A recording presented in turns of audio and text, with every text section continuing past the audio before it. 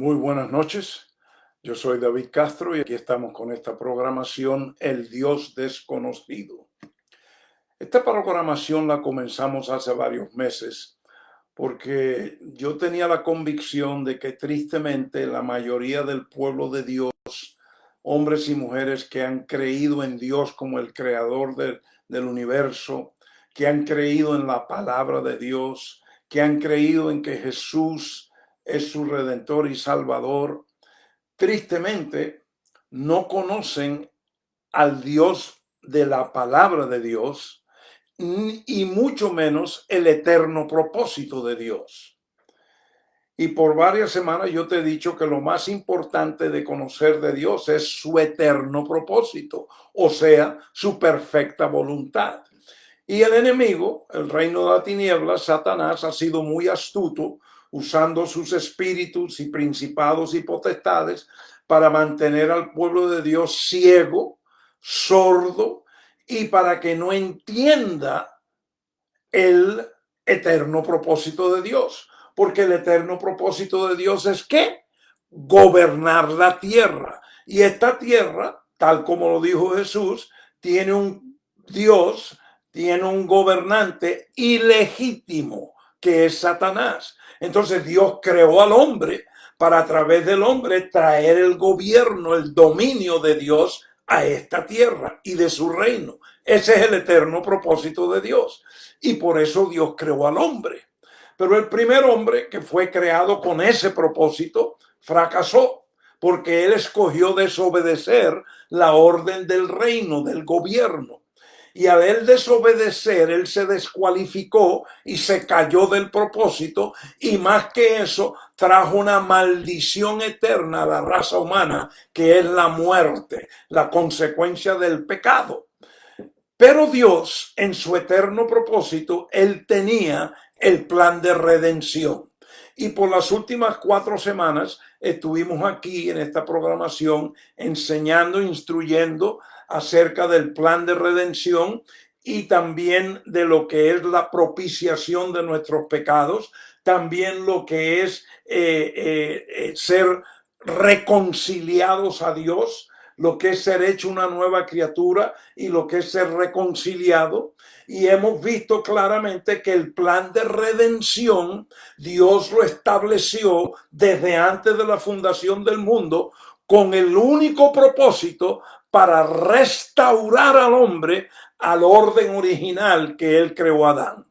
Adán desobedeció, trajo maldición a la tierra, maldición a la humanidad, condenación eterna de muerte y por causa del pecado.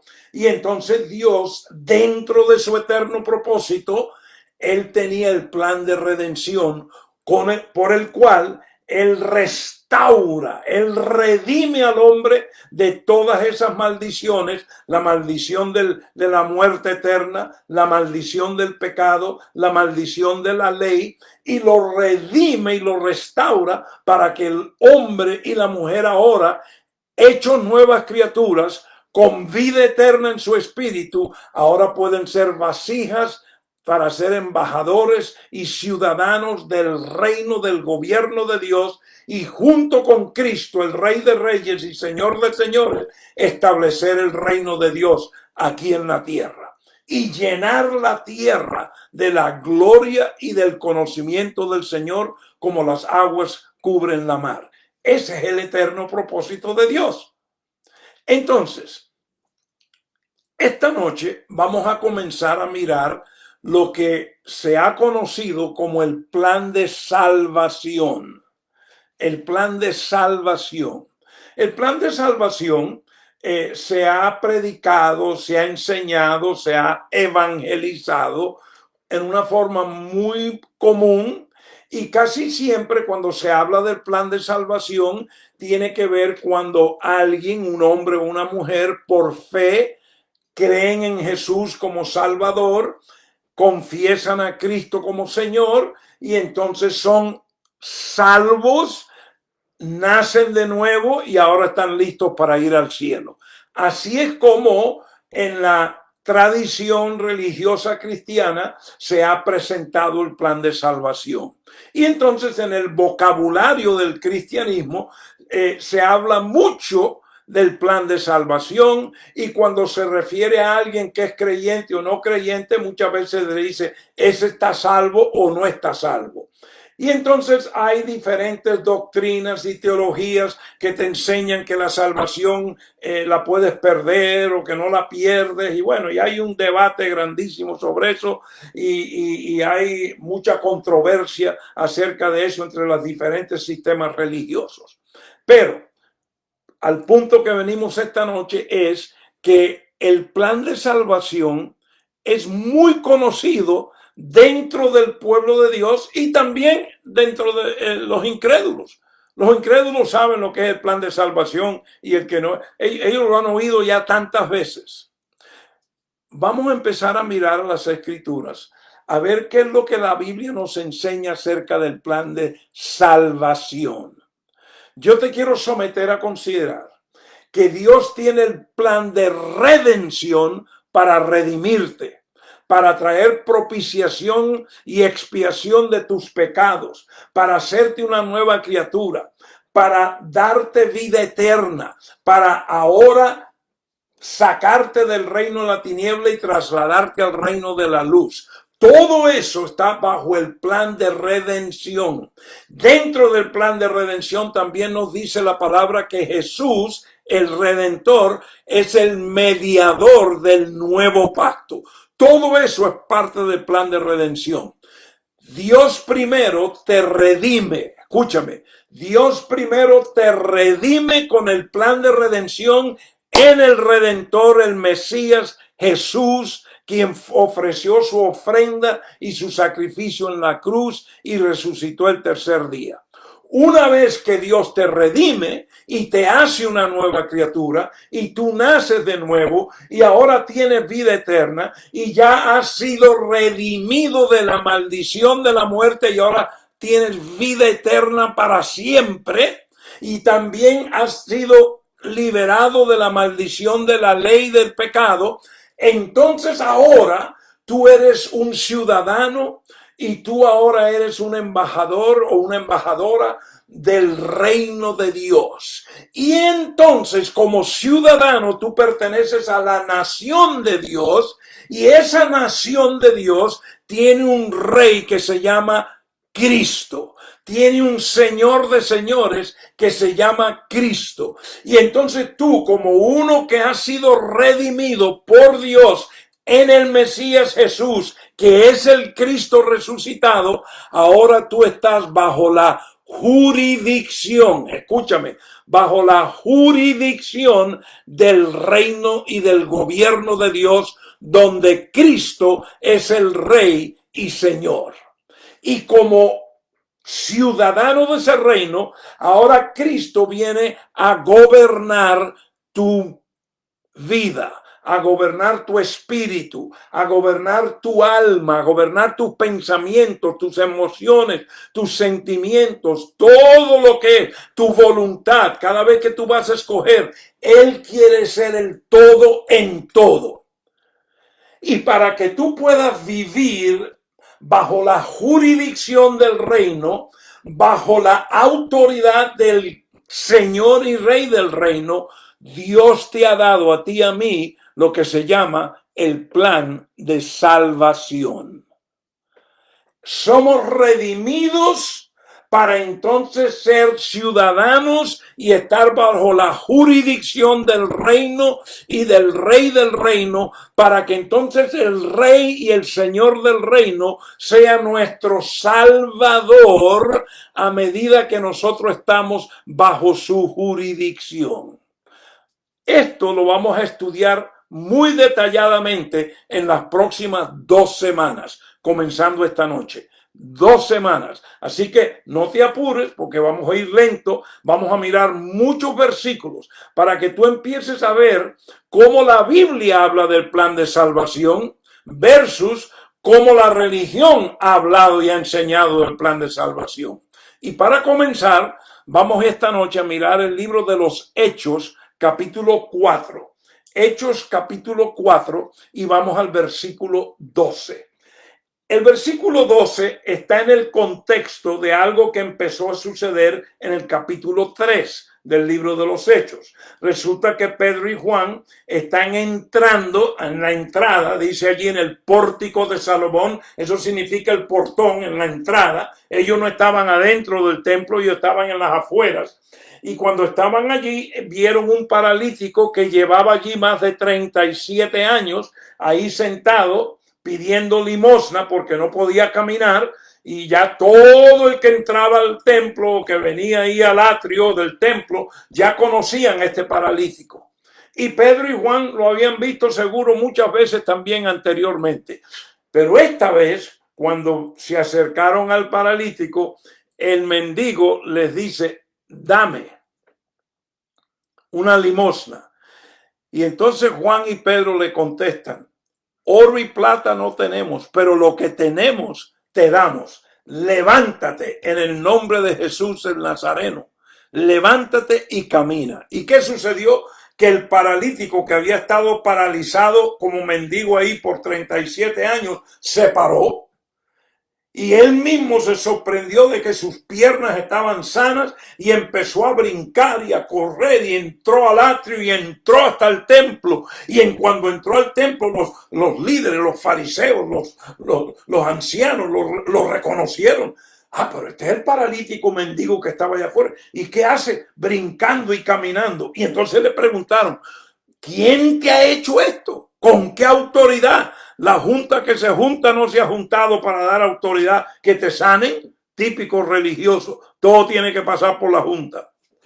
Entonces, a raíz de eso, los líderes, los fariseos, los escribas, los ancianos salieron afuera a ver, porque el hombre testificaba: no, es que estos dos hombres allá afuera me dijeron que no tenían oro y plata, que lo que tenían me daban, y me levanté y aquí estoy brincando y estoy sano. Entonces salieron a averiguar qué pasaba y confrontaron a Pedro y a Juan. Y cuando confrontan a Pedro y Juan, Pedro, ¿sabes? Tú sabes que Pedro siempre avanzado, él es el que habla, y él empieza a dar el primero de dos discursos que dio ese día. Dio su primer discurso. Y entonces él empezó a compartirles de dónde vino la autoridad y por qué este hombre estaba sano. Es en ese contexto que vamos ahora a leer Hechos capítulo 4, versículo 12. Porque en el versículo 12 Pedro dice algo muy poderoso en su discurso. Él dice: al ver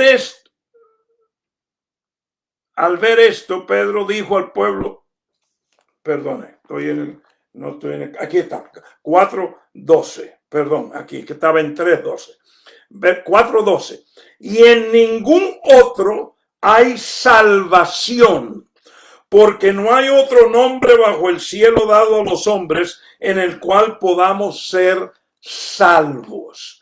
Entonces aquí Pedro está hablando ahora estas dos palabras: salvación y salvos. Para que podamos entender qué es lo que Pedro estaba diciendo, tenemos que ir al idioma original. Tenemos que ir al griego, porque el libro de los Hechos no fue escrito en castellano, en español, ni en inglés, sino fue escrito en griego. Entonces tenemos que ir a mirar cuál fue la palabra griega que el que Dios inspiró a escribir lo que Pedro había dicho, qué palabra usó él ahí. Y la palabra griega en el versículo 12 de Hechos 4, donde dice: y en ningún otro hay salvación, esa palabra griega es la palabra sotería. Sotería. Esa es la palabra griega que se usa allí. Ahora, ¿qué significa esa palabra en el griego? Esa palabra en el griego significa liberación. Liberación, de ser hecho libre. Esa palabra, sotería, se usaba mucho en el vocabulario griego en el tiempo bíblico, cuando el que escribió el libro de los Hechos lo escribió. Se usaba mucho, era una palabra muy común. y se usaba casi siempre en el contexto cuando personas estaban hablando de alguien, de una persona o varios que estaban siendo librados, ¿no?, para poder tener buena salud, para tener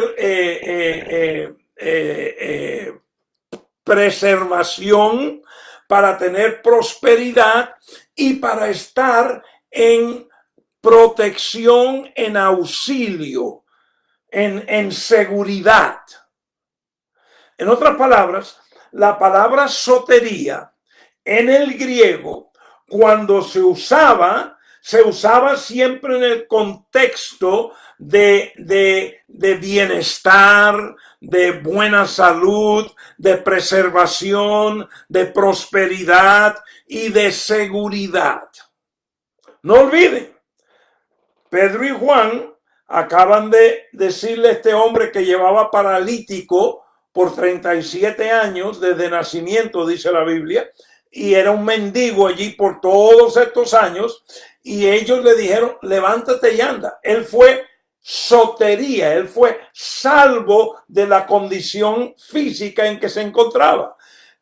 Sus piernas no funcionaban bien, era un paralítico, por lo tanto él no podía funcionar normal. Pero cuando vino sotería a él, entonces vino bienestar. Él fue hecho libre de esa condición anterior física y ahora él goza de una nueva salud, ¿eh?, y ahora él puede hacer cosas que no podía hacer antes. Ese es el contexto en que Pedro está usando esta palabra salvación, porque todo viene como resultado. Él está explicando qué es lo que le ha sucedido a este hombre y por qué, y en el nombre de quién, y cuál es la autoridad y el poder de ese Jesús. Entonces él dice, no hay otro nombre bajo el cielo y la tierra, no hay ningún otro nombre por el cual nadie puede recibir ¿qué? Salvación. Entonces Pedro está diciendo, el Salvador es este que ustedes crucificaron, Jesucristo. Él es el que trae bienestar, Él es el que trae preservación, Él es el que trae prosperidad, Él es el que trae seguridad, auxilio. Escuchen bien, ese es el contexto, y esta palabra sotería, eso es lo que, la palabra sotería nunca, jamás se usaba en el idioma griego en el contexto de ir al cielo. Jamás. La palabra sotería aparece 49 veces en el Nuevo Testamento. Es más, en los próximos días, aquí en esta semana y la próxima, vamos a mirar muchos versículos donde está esta misma palabra sotería, y tú vas a ver que en cada situación, en el contexto que está, tiene que ver con lo que la palabra significaba en los tiempos cuando la Biblia fue escrita en griego. Hoy, los cristianos religiosos, los evangelistas, los pastores, los ministros han usado esta palabra en el contexto de tú eres salvo y te vas para el cielo. Salvación es el nuevo nacimiento. No. Redención es lo que te trae el nuevo nacimiento. El sacrificio, la ofrenda pagada. Acuérdense que estudiamos bien qué significa redención. Entonces, sotería tiene que ver con liberación. Liberación. Ahora, en este versículo 12 hay otra palabra, otra vez. En el versículo 12 de Hechos 4. Déjame leer todo el versículo otra vez. Y en ningún otro hay salvación, hay sotería.